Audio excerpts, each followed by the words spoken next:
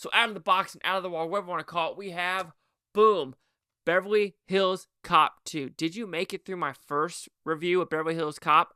Congratulations, because that one sucked butt. But yeah, this one, he's back. The heat is back on. He has to go back to Beverly Hills.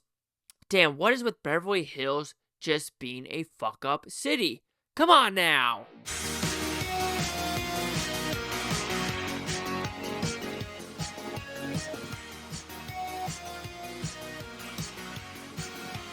Chase Liaki here at the Blue Futon reviewing Beverly Hills Cop 2. You expect it to be more than just one cop, though, because when you say Beverly Hills Cop, you expect there to just be one cop in all Beverly Hills, but that's not the case. Anyway, so going to number 2, he's back in Detroit, right? He's doing a lot of undercover work, but something slowly brings him back to the second one. You know what it is? The main captain gets shot, and Eddie Murphy says, nah, fam, he's a friend. I'm going to figure out who done it. So this one, just like the first one is drugs, this one is now smuggling of guns. And this was now directed by Tony Scott.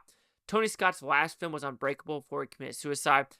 He's done a lot of movies. So I really love Unbreakable, Unstoppable, you freaking idiot. But no, this is a good movie. Not the best. You could tell there's some Tony, Scott flares. And I want to say he probably did Top Gun before this one, because this one came out in 87. I want to say Top Gun was 84, 85.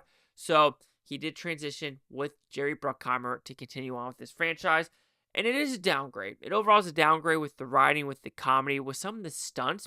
Because when watching Tony Scott films, another one, like if you talk about buddy cop films, I'm pretty sure also did The Last Boy Scout. That one is more chaotic, more fun. This one, there's just some editing choices with some of the action set pieces that really fell off. And like I said, with the first one, with the fantastic cigarette car chase, nothing in this one really amps up or competes with that one. There's a cool one with the car exploding, but you can tell when the car lands, it's very different from the explosion position. So like I said, some editing choices could have been a little bit done. And with Tony Scott, the humor is not as predominant in this one, and this was a lot more serious than the first one.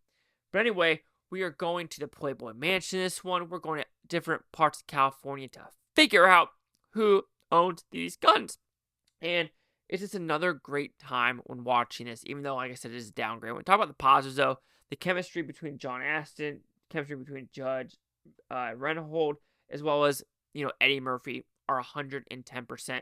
It seems like they've been buddy cops forever, and they really dug it. And this one does focus a little bit more on the Detroit storyline of getting those characters more involved. Because when watching the first one, it was mostly like, the black captain at Detroit was mostly in the movie for like 5 minutes. This one, he does make it, might be only 10, 15, 20 minutes, but they do add more of what is happening at home in Detroit versus him having to do this stuff in Beverly Hills as well. Even though in Beverly Hills, this one has nothing to do with a bad guy going from Detroit to California. This is his own personal vendetta of who shot the captain, which is almost like Bad Boys, the third Bad Boys.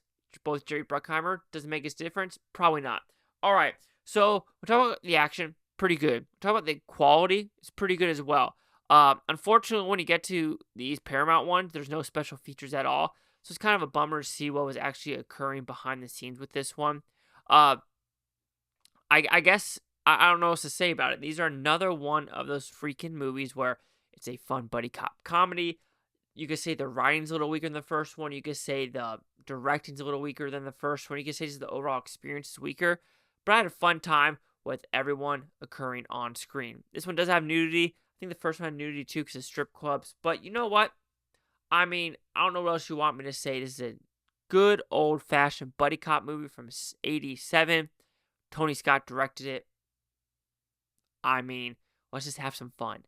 And that's what some of these movies try to do. They just try to have some fun. But, like I said, this one does take it a little bit more seriously than the first one. So overall, Beverly Hills Cop 2, Eddie Murphy shines. Another story, another buddy cop. Let's do it. Do it.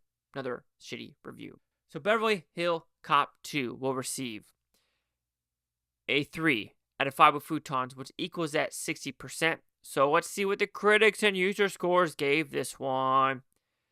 Huge downgrade according to the critics, 46% with only 39 of them. Audience score of 58% with over 250,000 critic consensus. Eddie Murphy remains appealing as the wisecracking Axel Foley, but Beverly Hills Cop 2 doesn't take him or the viewer anywhere new enough to justify a sequel. Sure, I could agree with that. Actually, one of the audience score said it's better than the first. Yeah, I do that disagree when he says Billy is the highlight. You have noticed the Judge Renfield character does like step up and make the movies a little bit more fun throughout the time. But anyway, 60, 58, 46. Chase Leak here at the Blue Futon. Like, comment, subscribe. Hope you things Bluetontopia. You Bluetonians, thank you for watching. Have a great day. And if you made it through this one, thank you, because these are some shitty ass reviews.